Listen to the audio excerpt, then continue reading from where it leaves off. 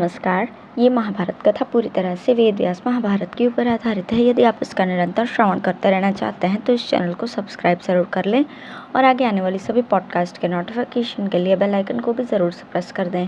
अब हम सुनेंगे अश्वत्थामा की प्रतिज्ञा, धृष्टद्युम्न और कर्ण का युद्ध, अश्वत्थामा के द्वारा धृष्टद्युम्न की और अर्जुन के द्वारा अश्वत्थामा की पराजय।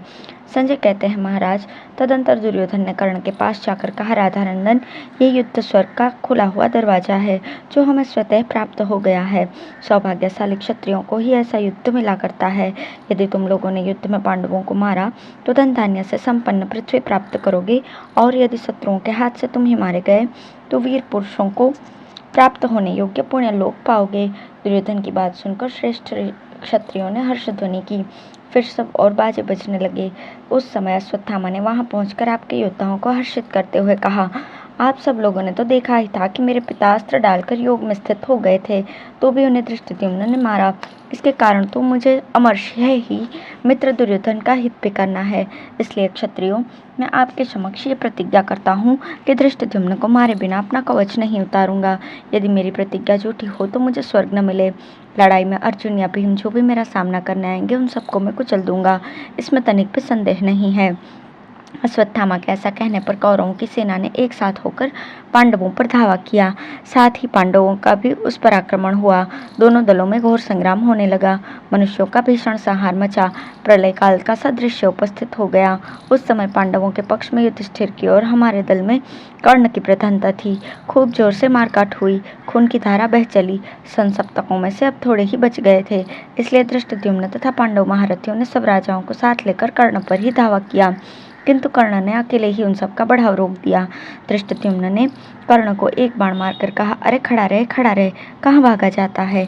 यह सुनकर कर्ण क्रोध में भर गया और धृष्टद्युम्न का धनुष काटकर उसने उसको 9 बाण मारे। धृष्टद्युम्न का कवच कट गया। इसके बाद उसने भी दूसरा धनुष लिया और कर्ण को 70 बाणों से घायल किया। अब तो कर्ण को बड़ा कोप हुआ। उसने धृष्टद्युम्न पर मृत्युदंड के समान भयंकर बाण का प्रहार किया। उस बाण को धृष्टद्युम्न की ओर आते देखकर सात्यकी ने अपने हाथ की फुर्ती दिखाते हुए सहसा उसके 7 टुकड़े कर दिए। यह देखकर कर्ण ने बाणों की वर्षा करके सात्यकी को चारों ओर से घेर लिया और 7 नाराजों से उसे बींध दिया।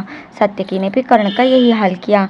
फिर उन दोनों में विचित्र प्रकार से घोर युद्ध हुआ, जिसे देखने और सुनने से भी भय होता था। इसी बीच में धृष्टद्युम्न पर अश्वत्थामा ने चढ़ाई की। उसने आते देखकर ही क्रोध में भरकर कहा, ओ ब्रह्म हत्यारे, आज मैं तुझे मौत के मुंह में भेज दूंगा। अगर अर्जुन ने तेरी रक्षा नहीं की, यदि तू लड़ाई में डटा रह गया और सामना छोड़कर भाग नहीं गया, तो आज से तेरे पाप का दंड अवश्य मिलेगा। तू कुशल से नहीं रह सकेगा। उसके ऐसा कहने पर धृष्टद्युम्न बोला, तेरी बात का उत्तर मेरी वो तलवार ही देगी जो तेरे पिता को संग्राम में मुंह तोड़ जवाब दे चुकी है। यूं कहकर एक तीखे बाण से धृष्टद्युम्न ने अमर्ष में भरकर अश्वत्थामा को बींधा। इससे अश्वत्थामा को बड़ा क्रोध हुआ। उसने इतने बाणों की वर्षा की जितने धृष्टद्युम्न के चारों ओर की दिशाएं ढक गईं। इसी प्रकार धृष्टद्युम्न ने भी कर्ण के देखते देखते द्रोण कुमार को अपने सहायकों से आच्छादित कर दिया तथा उसका धनुष भी काट दिया। अश्वत्थामा ने वो धनुष फेंक दिया और दूसरा धनुष बाण हाथ में लेकर उससे धृष्टद्युम्न के धनुष, शक्ति, गदा, ध्वजा, घोड़े, सारथी तथा रथ को पलक मारते मारते नष्ट कर दिया। तब धृष्टद्युम्न ने ढाल और तलवार हाथ में ले ली, किंतु महारथी अश्वत्थामा ने भल्लों से मारकर उनके भी टुकड़े टुकड़े कर दिए। साथ ही उसने अनेकों बाणों से धृष्टद्युम्न को बहुत घायल कर दिया। ये सब करने पर भी जब वो धृष्टद्युम्न का नाश न कर सका तो धनुष फेंक कर धृष्टद्युम्न को पकड़ने के लिए दौड़ा। इसी बीच में श्री कृष्ण की दृष्टि उधर गई। उन्होंने अर्जुन से कहा, पार्थ, वो देखो, अश्वत्थामा धृष्टद्युम्न को मारने के लिए बड़ा भारी उद्योग कर रहा है। इसमें संदेह नहीं है कि वो उसे मार सकता है। धृष्टद्युम्न अब काल के समान अश्वत्थामा का ग्रास बनना ही चाहता है, इसलिए तुम इसे शीघ्र ही छुड़ाओ। ऐसा कहकर महाप्रतापी भगवान श्री कृष्ण ने जहाँ अश्वत्थामा था उधर ही अपने घोड़े बढ़ाए। श्री कृष्ण और अर्जुन को आते देखकर उसने धृष्टद्युम्न को मारने का विशेष उद्योग किया। अर्जुन ने जब देखा कि अश्वत्थामा द्रुपद कुमार को घसीट रहा है तो उसके ऊपर बहुत से बाण मारे। गांडीव से छूटे हुए वे बाण जैसे सांप अपनी बांबी में घुसते हैं, उसी प्रकार अश्वत्थामा के शरीर में धंस गए। उनसे पीड़ित होकर द्रोणपुत्र ने धृष्टद्युम्न को तो छोड़ दिया और अपने रथ में बैठकर धनुष हाथ में लेकर अर्जुन को बींधना आरंभ किया।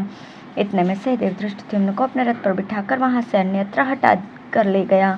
अर्जुन ने भी द्रोण कुमार को बाणों से बींधना आरंभ किया। इससे अश्वत्थामा का क्रोध बहुत बढ़ गया उसने अर्जुन की भुजाओं तथा छाती में भी बाण मारे। तब अर्जुन ने अश्वत्थामा के ऊपर द्वितीय कालदंड के समान एक नाराज चलाया। वो उसके कंधे पर लगा। लगते ही अश्वत्थामा विह्वल होकर रथ की बैठक में बैठ गया। उस समय उसे बड़ी वेदना हुई। उसकी यह अवस्था देखकर सारथी बड़ी फुर्ती के साथ उसे रणांगण से बाहर लेकर गया। महाराज, इस प्रकार धृष्टद्युम्न को संकट से मुक्त और अश्वत्थामा को पीड़ित देखकर पांचाल वीरों ने बड़े जोर से गर्जना की। हजारों दिव्य बाजे बज उठे। सब लोग सिंहनाद करने लगे। तदंतर अर्जुन भगवान श्री कृष्ण से बोले, अब संसप्तकों की ओर चलिए। उनका संहार करना इस समय मेरे लिए प्रधान कर्म है। उनकी बात सुनकर भगवान हवा से बातें करने वाले अपने रथ के साथ संसप्तकों की ओर चल दिए। अब है भगवान श्री कृष्ण द्वारा अर्जुन से कौरवों के आक्रमण तथा भीम के पराक्रम का वर्णन। संजय कहते हैं, महाराज, चलते समय राह में श्री कृष्ण ने अर्जुन को युधिष्ठिर को दिखाते हुए कहा, पांडुनंदन, ये है तुम्हारे भाई युधिष्ठिर। देखो, इन्हें मारने के लिए अत्यंत बलवान और महान धनुर्धर कौरव योद्धा बड़ी तेजी के साथ इनका पीछा कर रहे हैं। साथ ही उनकी रक्षा के लिए पांचाल देशीय वीर भी उनके पीछे पीछे जा रहे हैं। यह राजा दुर्योधन ने भी रथियों की सेना से घिरकर राजा युधिष्ठिर पर धावा कर रहा है। इसका भी उद्देश्य यही है कि युधिष्ठिर को मार दें। इस कार्य में उसके भाई भी साथ दे रहे हैं। यह हाथी सवार, घुड़सवार, रथी और पैदल सभी उन्हें पकड़ने के लिए जा रहे हैं। अब देखो, सत्य की ओर भीम ने पहुंचकर यद्यपि उन्हें बीच में ही रोक दिया है, तो भी ये संख्या में अधिक होने के कारण राजा की ओर बढ़े ही चले जाते हैं। शत्रु को संताप देने वाले राजा युधिष्ठिर भी यद्यपि बड़े बलवान हैं, युद्ध की कला में निपुण हैं, उनका हाथ भी फुर्ती से चलता है, तथापि कर्ण ने उन्हें रण से विमुख कर दिया है। धृतराष्ट्र के पुत्र सूरवीर हैं। उनकी सहायता मिल जाने पर कर्ण अवश्य ही हमारे महाराज को कष्ट पहुंचा सकता है। इनके तथा और भी बहुत से सूरवीरों के साथ ही युद्ध कर रहे थे। उन सब महारथियों ने मिलकर उन्हें परास्त किया है। राजा युधिष्ठिर उपवास करने के कारण बहुत दुर्बल हो गए हैं। ये अधिकतर ब्राह्म बल में ही स्थित रहते हैं, क्षात्र बल में नहीं। जब से कर्ण के साथ इनकी भिड़ंत हुई है, तब से ये बड़े संकट में पड़ गए हैं। कर्ण धृतराष्ट्र के महारथी पुत्रों से ये कह रहा है कि तुम लोग पांडुपुत्र युधिष्ठिर को मार दो। पार्थ, ये सभी महारथी स्थूणाकर्ण, इंद्रजाल तथा पाशुपत नामक अस्त्र शस्त्रों से राजा को आच्छादित कर रहे हैं। वे आतुर हो गए हैं। इस समय उन्हें विशेष सेवा की आवश्यकता है। अब शीघ्रता करने का समय है। यह जानकर पांचाल तथा पांडववीर बड़ी तेजी से उनके पीछे दौड़ते हैं। उन्हें ये आशा और विश्वास है कि यदि महाराज युधिष्ठिर पाताल में भी डूबते होंगे तो हम उन्हें बलपूर्वक निकाल कर लाएंगे। वो देखो, अब कर्ण अत्यंत क्रोध में भरकर पांचालों की ओर दौड़ रहा है। उसके रथ की ध्वजा धृष्टद्युम्न के रथ की ओर जाती दिखाई दे रही है। पार्थ, इस समय मैं तुम्हें एक परम प्रिय समाचार सुनाता हूँ कि राजा युधिष्ठिर जीवित हैं।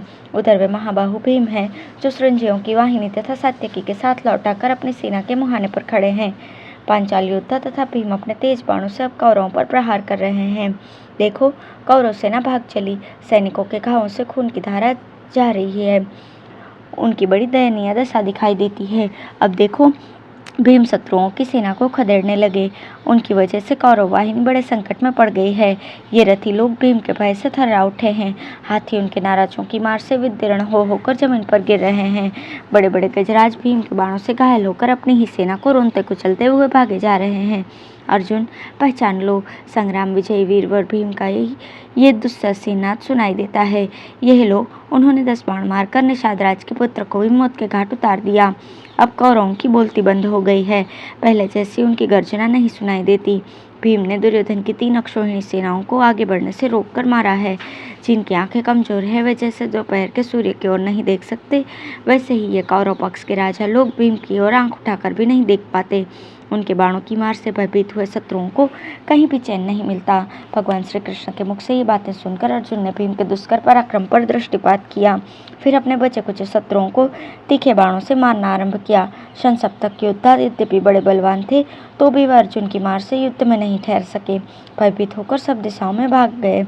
धन्यवाद।